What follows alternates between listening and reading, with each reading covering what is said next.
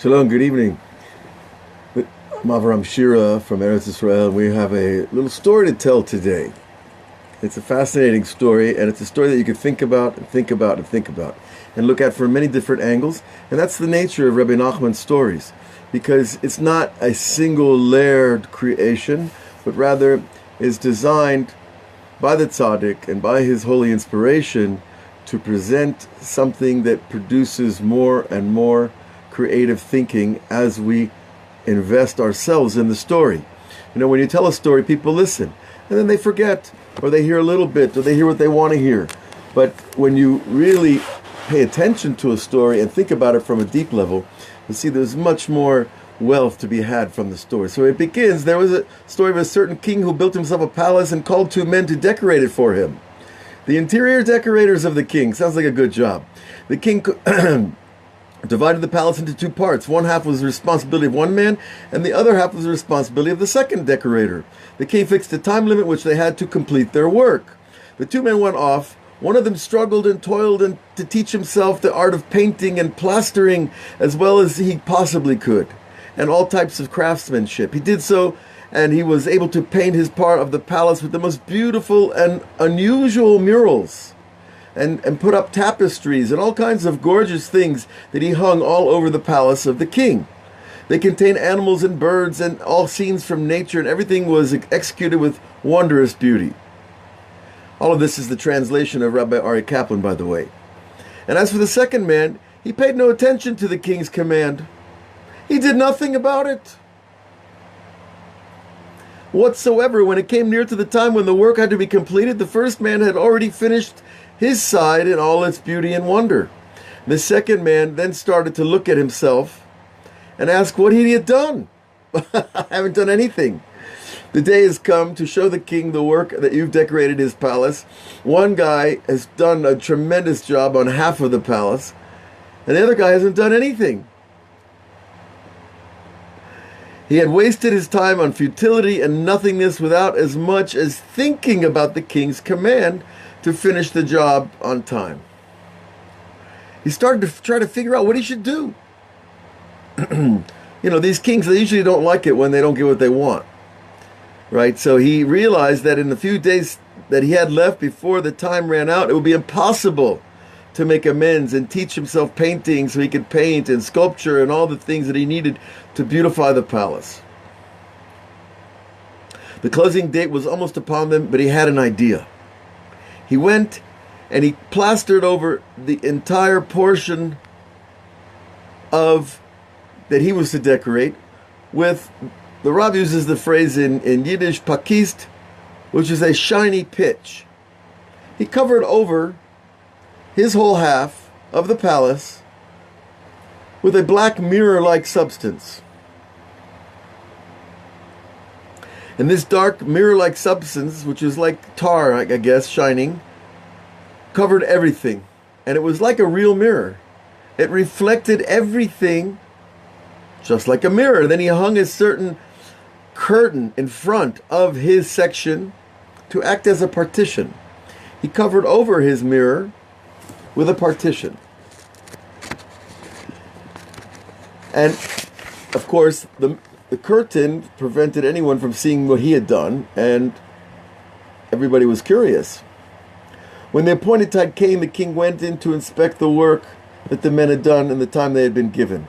He looked at the first section with its wondrous, beautiful paintings of birds and all sorts of beautiful things executed with extraordinary skill. And the second part was covered with a curtain. And behind it, there was darkness. Nothing whatsoever could be seen. The second man stood up and drew aside the curtain, and the sun was shining into the room, and all those remarkable paintings which appeared in his section in the entirety because of the pakist, which reflected everything like a mirror. So when he pulled back the curtain, everything that the other craftsmen had made to beautify the palace was now reflected in his mirror. Interesting way out of the problem, no? Thus all the birds that were painted in the first man's section appeared in the mirror, and all the other wondrous forms that were created also appeared there. And everything the king had seen in the first man's section, he also saw in this man's section. And not only that, but even all the precious objects and furnishings, the other beautiful things that the king brought into his palace, furniture, art of all kinds, beautiful vessels that are, put up in palaces, etc. And all of them were also visible in the second man's section of the palace because of his mirror. And whatever other precious objects the king wanted to bring into the palace were all visible in the second man's section. So as the king added more decorations, they became reflected in the mirror. And all of this found favor in the eyes of the king. Now, Rebbe Nathan, who wrote down Rebbe Nachman's stories, writes, "More than this I do not remember. And all of this I heard directly from his holy lips." And he stopped right there. Isn't that nice? He stopped right there. What do you do?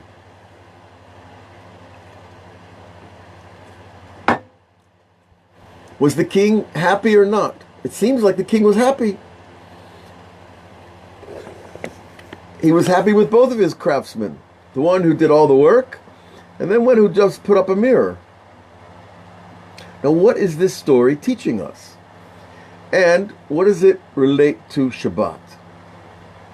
These are some of the questions I was asking myself. And I invite you to ask questions too. If we were on the proper format, you could write in your questions and teach us all. But we'll learn this together, and perhaps another time we'll talk more. But we understand there's a statement of the rabbis. They say, someone who prepares before Shabbat will eat on Shabbat. Now, the rabbis are prone to say things like that sound so obvious you would think, why would you bother saying them? If you hunt on Monday, you eat on Monday night, etc., etc. If you go to the supermarket, you're going to have something to make a meal. Why Erev Shabbat and Shabbat? So the rabbis say, no, we're talking about the world to come and this world. That anybody who toils in this world will receive their special gifts, their meal, their suda, their festival, clothing, everything that they prepare during the life here will be given to us in the world to come. It's a nice kind of orthodox position about things that, we don't see much of what we do here. You do a mitzvah, you don't really see the results too fast, whether you put on tefillin or you give charity or you make challah. No, you help somebody across the road. All the different things that you can do in the name of a mitzvah. But we don't see the rewards of the mitzvah. It's hidden from us. The rabbis ask that question too. They say, well, why is it that God just doesn't give us the mitzvot, and then we see the reward when we do them, and then everybody's happy. We get our reward and we go home. And the rabbis answer, no. God doesn't reward us for the mitzvah, because if everybody saw the real benefit, the real special light that is created by human good deeds, there would be no evil. Instantaneously, everybody would do good. Everybody would see the value of what they produce, and they wouldn't have any urge at all to do the opposite of good. And so, what happens? If God rewarded us for the good deeds that we do on the spot, we would lose our free choice. And the whole purpose of this world is to exercise free choice, because exercising free choice elevates us to godly status. If we're always working on autopilot, if we're all, operating according to instinct, as they say, then there's no free choice. And if there's no free choice, you can't produce merit. And it's that merit that gives great joy to the king, to Hashem. Because when he sees that we choose him, he's happy he created us. Now, any parent knows that. When you see your child goes out of his way to do what you ask and to do things without you asking, it creates great joy in the parent's heart. So how much more so the father of 7.5 billion people? Not counting all the people that died, but maybe a lot of them are still around. We don't know. But you see, so we need free choice in order to create merit, to give God pleasure. And then by doing all of that process, the cynic will say, well, I don't want to give God pleasure. Just leave me alone. Leave keep me and your God separate. And such a person doesn't understand that he's actually denying the purpose of his creation. That with the point of being created is to show that we are godlike as well. Okay, very nice. So therefore, he doesn't show us the reward for the mitzvah, and therefore we have to wait till the world to come, which is the symbol of Shabbat. And so we worked all week, and now we close down the kitchen, we put all the beautiful food on the table, and we enjoy a meal with our family and friends, etc. So we see we did work during the week, and we have pleasure and all kinds of interesting, tasty things to think about, talk about, and taste, on Shabbat. Very nice. What does this have to do with our two decorators? What do you think? One decorator, he worked very, very hard. Not only did he build a beautiful section of the palace and decorate it exquisitely, but he taught himself the trades just so he could do it.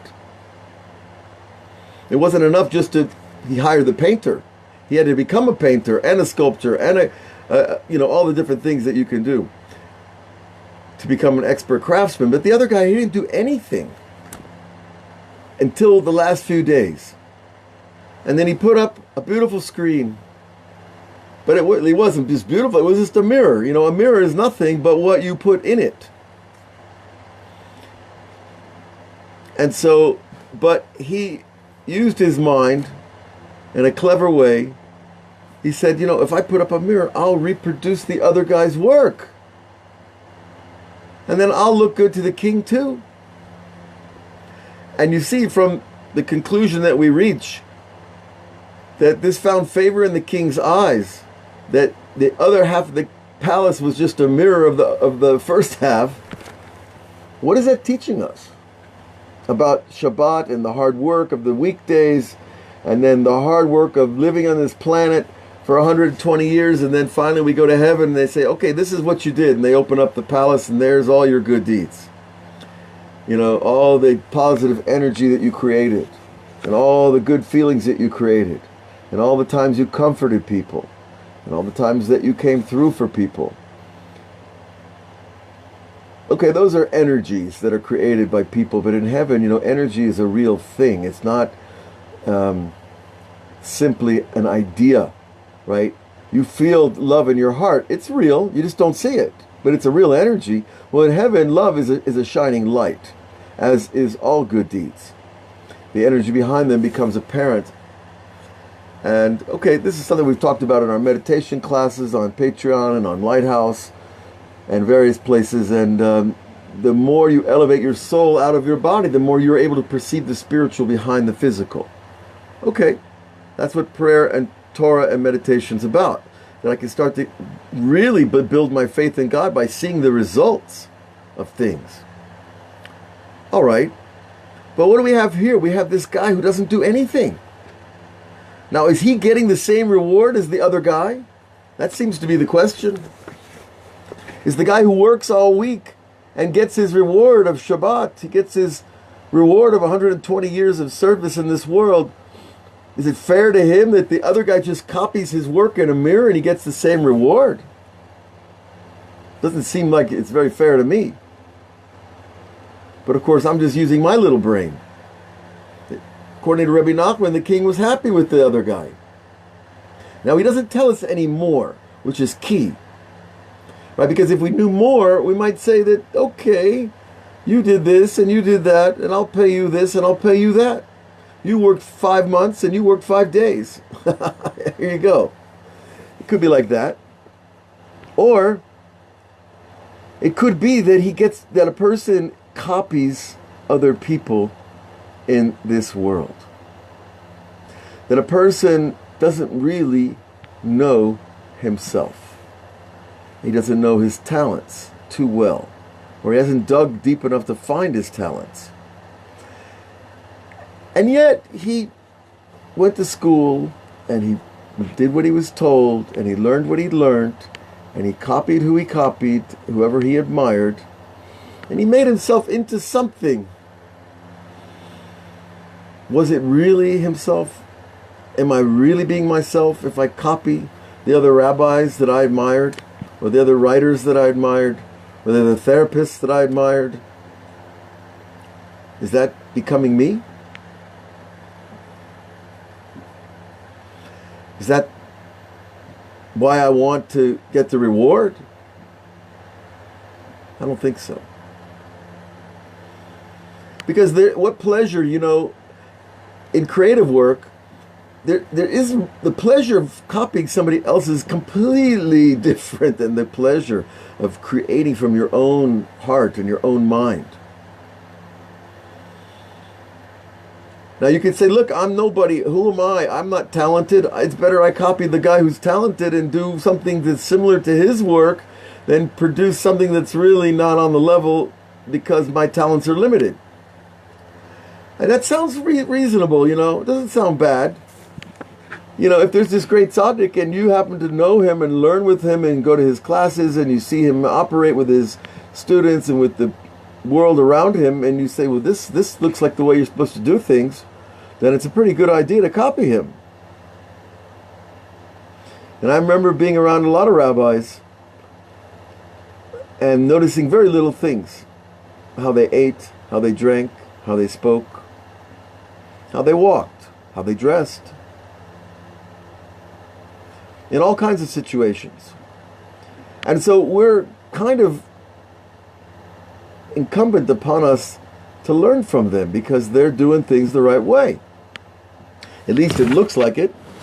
Certainly the rabbis that I was talking about, most of them have passed away, but they look like the real deal. And you don't want to copy the not real deal, obviously. But, so you see, there is a place to say that copying is okay. If you want to beautify the palace of the king, which is your life, with his mitzvot, then why not copy the other people who are good at it? But on the other hand, maybe I just want to do something special for the king. I love him so much that I want to give him something that's from me. I don't want to copy anybody else. That's what my heart's telling me I need to do. Now, not everybody has that kind of inspiration. But if you are one of those people, you have to ask yourself another question. Are you going to be happy copying somebody when you know that something deep inside you wants to emerge, wants to be expressed, wants to be created? I don't think so. I don't think a person is happy if they don't follow their inner true self. I'm not talking about the self that tells us to do things against the Torah. That's not our true self. That is a false self. Now, a lot of the world out there will tell you, no, that's you. If your world tells you to, if your inner self tells you to go out and do something, well, do it. Be good. Good luck. The maniacs that go out and slaughter people, they also say that their inner self told them to do it. God told them to do it.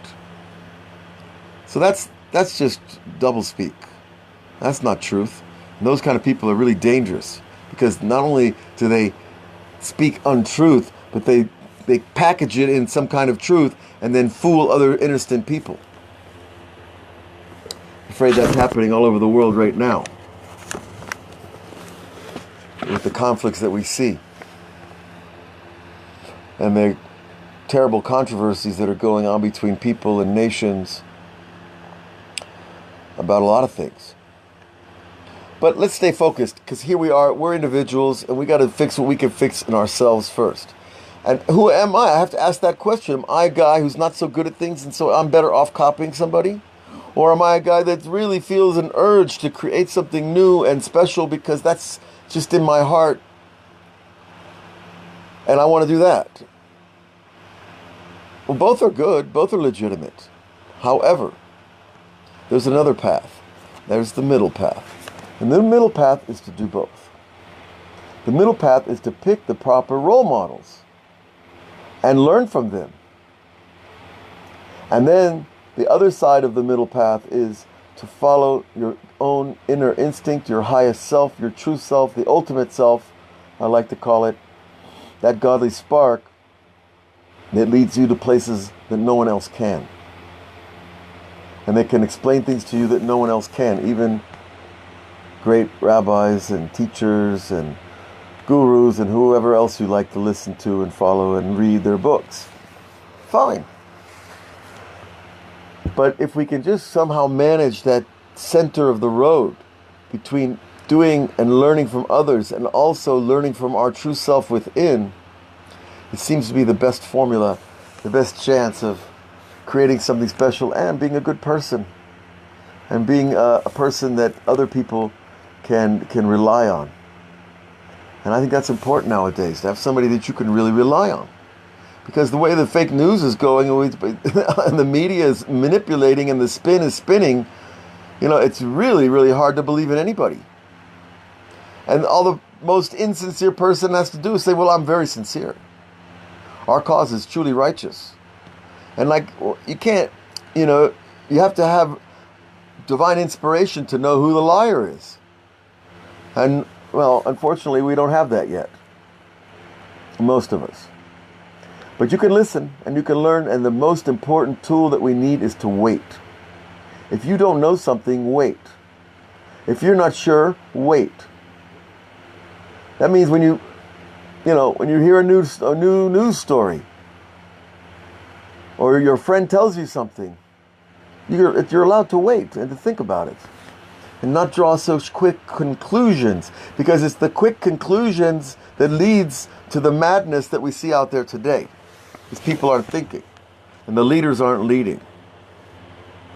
Okay, but really, we're here for a short time on this planet, and then we're off to the races. We're heading out. We're leaving this body. It's getting old.